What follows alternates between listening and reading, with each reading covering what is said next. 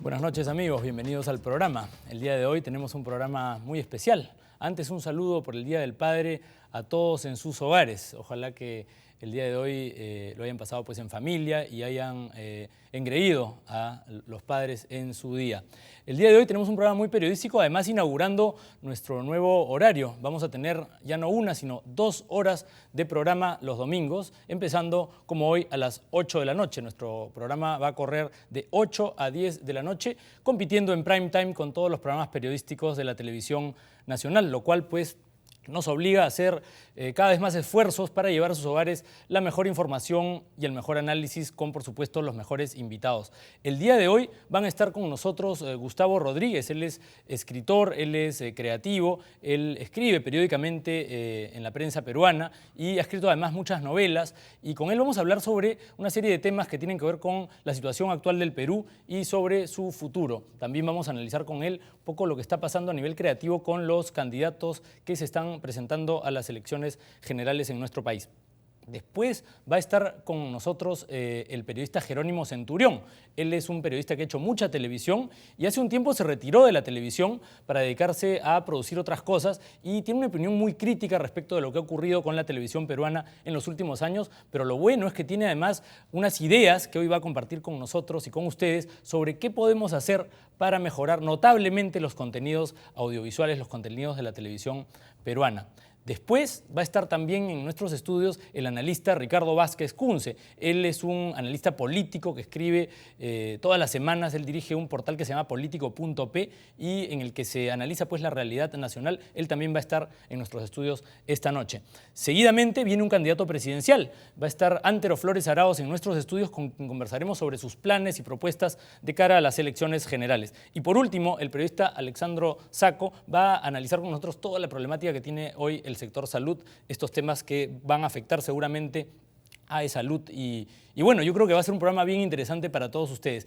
Y además, en el siguiente bloque, iniciando el programa, vamos a pasar revista de las principales noticias generadas por la multimedia peruana. Gracias a IP Noticias tenemos nosotros toda la información propalada por la prensa escrita, radial, televisiva, internet y hemos seleccionado lo que creemos es lo más importante, lo más relevante, aquello que producido por nosotros, por el Canal 11 o por los otros medios de comunicación, es importante que se sepa y creo que hoy domingo va a ser importante revisarlo con todos ustedes.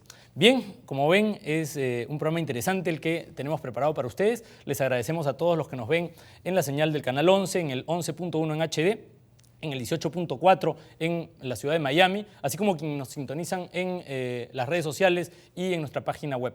Bien, soy Luis Alfonso Morey y esto es Boca a Boca.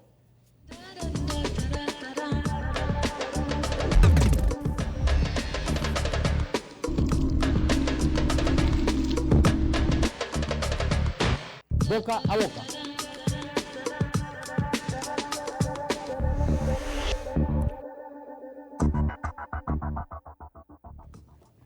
Bien, está en nuestros estudios el escritor, el creativo y nuestro gran amigo Gustavo Rodríguez. Con él vamos a conversar esta noche sobre muchos temas que tienen que ver con la situación política, la situación social que atraviesa nuestro país y yo le agradezco a Gustavo por estar esta noche con nosotros en el programa. Gracias por acompañarnos. ¿De qué, Luis Alfonso? Bueno, gracias por estar aquí esta noche, además inaugurando el nuevo horario de 2 horas en donde vamos a poder tener una conversación de pronto no tan apresurada, sino más bien vas a poder explayarte y contarle a nuestros televidentes tus puntos de vista. Yo te he invitado porque además de conversar muchas veces sobre la situación de nuestro país, yo siempre te leo y creo que dices muchas cosas que hace falta decir para enrumbar a nuestro país en el sendero pues, del progreso, del desarrollo. Lo primero es conocer tu punto de vista sobre cómo es que estamos. Tú presentaste hace no mucho un libro que trata sobre la realidad nacional, País Combi, y fuiste muy duro respecto de cómo estamos, ¿no? Cuéntanos un poco cuál es tu visión. Bueno, con los años me he vuelto más pesimista, quizá más realista, ¿no? Porque hace 10 años todos estábamos subidos a un carro que se llamaba crecimiento y nos creíamos, digamos, unos gatos asiáticos, por no decir tigres, ¿no?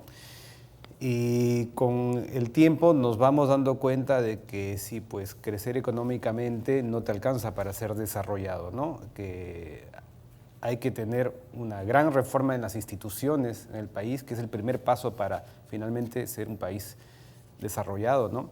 O sea, con instituciones sólidas y con una buena educación, un país obviamente va a alcanzar el desarrollo. Y tengo la impresión, y cada vez creo que es más gente la que comparte esta impresión, que todas las ingentes riquezas que hemos, digamos, producido en estos años de bonanza no se han invertido en eso justamente, ¿no? Pero ¿qué es lo que anda mal o qué es lo que anda peor? Si tú dirías, hay quienes sostienen que es la fragilidad institucional, la falta de civismo, el vivir en una burbuja, que la clase dirigente, digamos, es muy ajena a lo que vive el pueblo, la gente más pobre. ¿Cuál dirías tú que es el principal problema y por donde de pronto deberíamos empezar? Yo creo que hay dos que son, bueno, dentro de su enorme dificultad, son los más atacables, ¿no?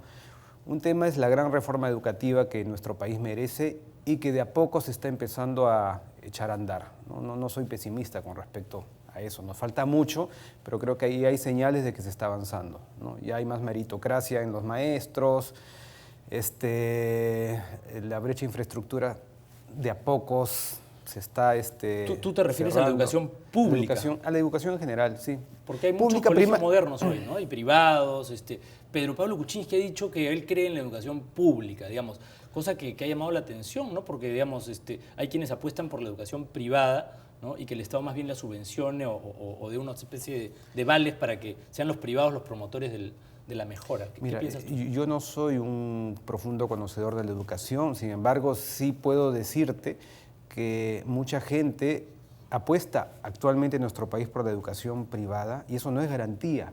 Un colegio particular hoy en día no es garantía de que sea mejor que un colegio público. Hay muchos colegios públicos que son mejores que muchos colegios privados hoy en día, ¿no? Entonces, yo también creo en lo que dice Kuczynski. O sea, yo tengo a mis hijas, o he tenido a mis hijas en colegios privados y en realidad como ciudadano lo que he hecho es subvencionar una carpeta que no usaron mis hijas para que alguien más las use. Entonces, incluso al no tener a mis hijas en colegio público, yo tengo el derecho de que ese espacio que estoy subvencionando como ciudadano sea bien utilizado, ¿no? Y empezar ahí en los colegios, ¿no? O sea, la educación primaria de pronto es el primer peldaño de este proceso de reforma educativa, o por dónde empezó, o por todos. Lo que pasa es que tendemos a pensar en la educación como el espacio del aula o del colegio, pero en la educación, la primera etapa educativa de un ser humano o formativa empieza en la casa. El hogar, ¿no? El hogar, ¿no?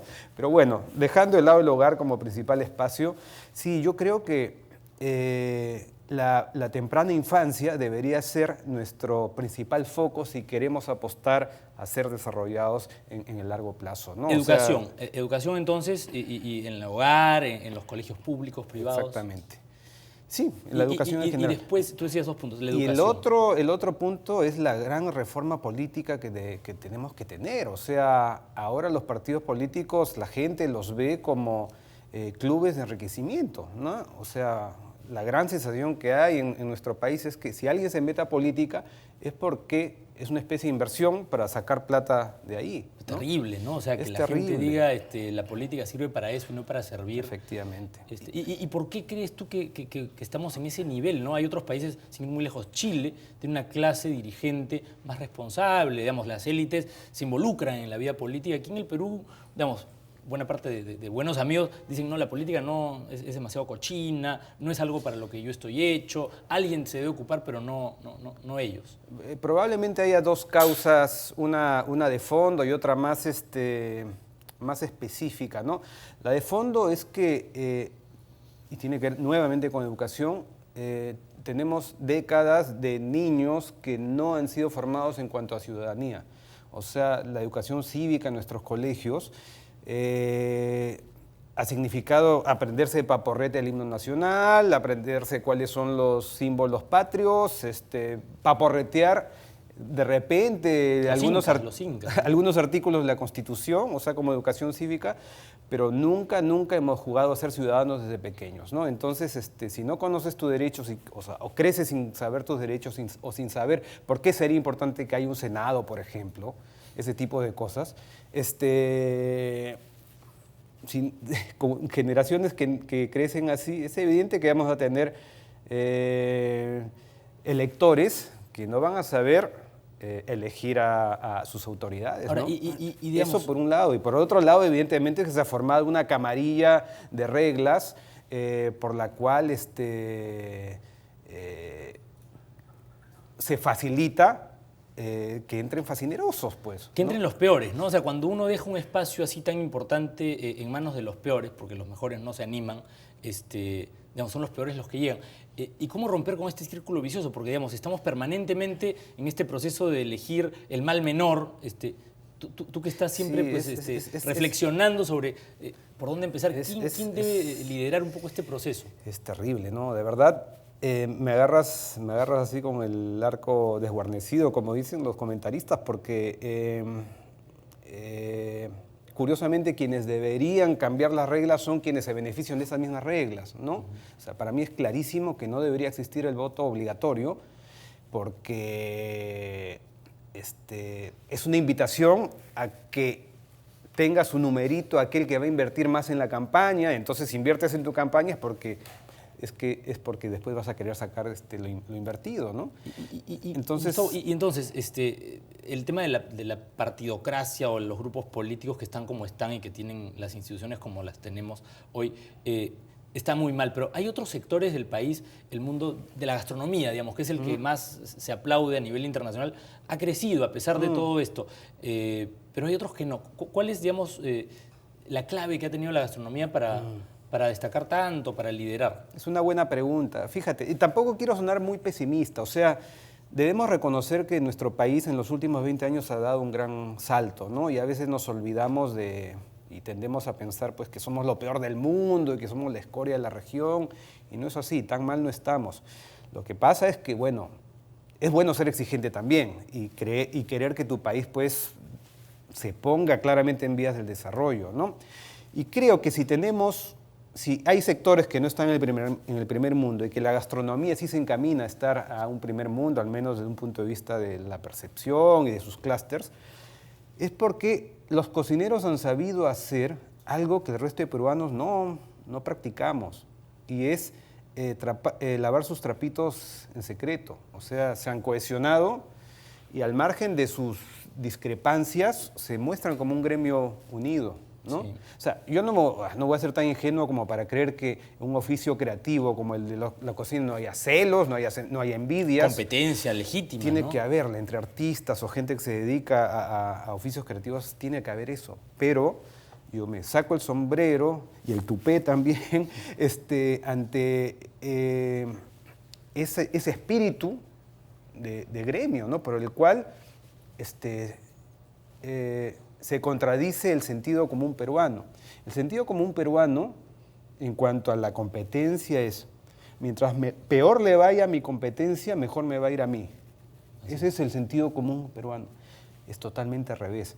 Mientras mejor le vaya a mi competencia, mejor me va a ir a mí. Porque finalmente todos empezamos a beneficiarnos de eso, ¿no? Pero es cambiar un poco la lógica, ¿no? Exactamente. Que nos hace como país ir no hacia adelante, sino un poco que digamos, todos al estar en esta competencia brutal, sin colaborar unos con otros, hacen que el país esté frenado, ¿no? Efectivamente. Y ahora, hay otro tema que también te quería preguntar sobre el problema que tienen las inversiones en el Perú, esta falta de diálogo. Hemos trabajado juntos en algún momento, tratando de entender la problemática y la dinámica social que se da alrededor de compañías mineras que quieren hacer cosas buenas, pero que a veces no tienen ni el ingenio, ni el talento, ni la creatividad para relacionarse positivamente con su entorno.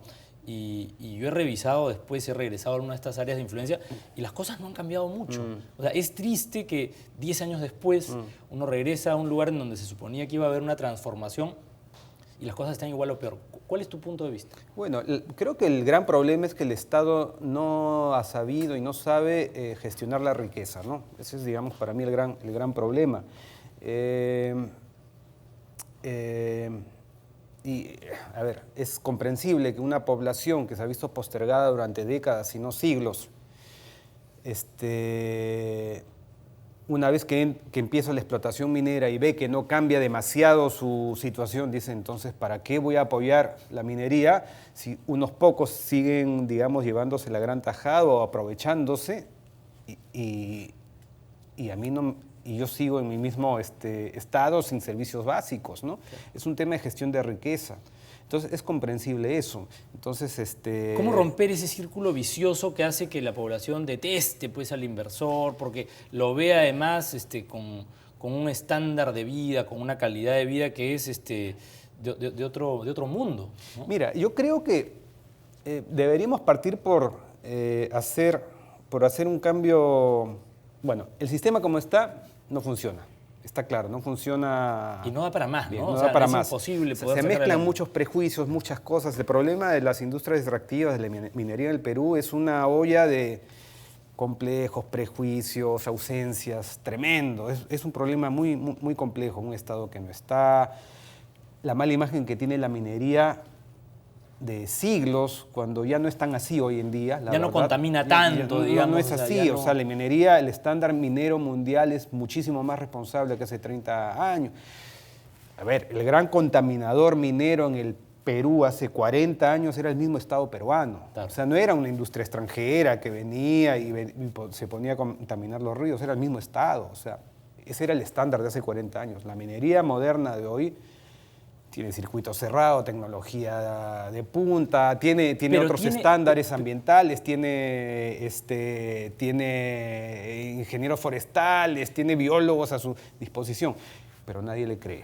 No, está desprestigiada, hay un tema de corrupción también. Además, hay un Estado que no está ausente, o sea, que deja a que la empresa privada se las arregle con la comunidad y pedirle a la empresa privada que se convierta en un sacha-estado, o sea, un nuevo estado en ese lugar, pues es pedirle demasiado, ¿no?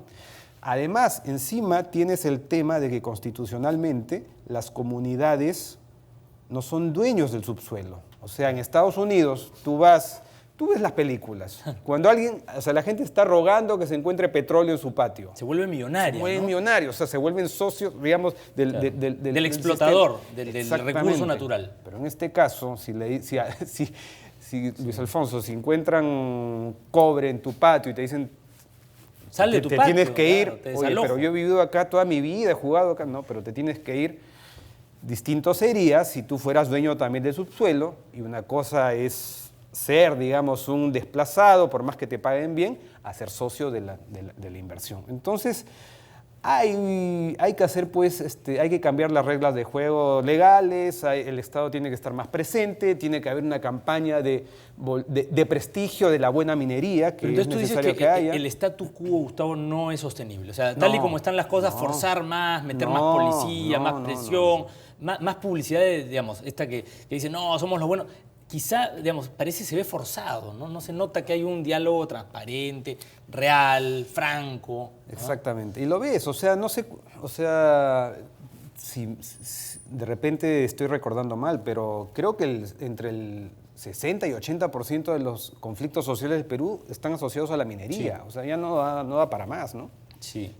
Oye, Gustavo, no hay que ser tan pesimista, ¿no? Yo creo que hay que trabajar un poco, y este es el propósito también de este espacio, para reflexionar sobre aquello que anda mal o muy mal, y contigo y con otros peruanos que quieren que esto vaya mejor, justamente descubrir qué es lo que hay que corregir, ¿no? Educación, entonces, y reforma política. Sí, eso, digamos. Y bueno, refuerzo las instituciones como gran marco general, ¿no? Ya. Sí. Oye, muchas gracias, Gustavo, por estar esta noche con nosotros. Esta es tu casa. La idea es poder tener contigo más diálogos en los meses que vienen, que se va a decidir pues el futuro del Perú. No me digas que es mi casa porque te voto, ¿eh? Yo soy así de Conchán. Gracias, Gustavo, y de verdad, para seguir conversando próximamente. No, encantado, Luis Alfonso. Muchas gracias. Buenas noches. Bien, vamos nosotros a ir a una breve pausa y regresamos con el programa.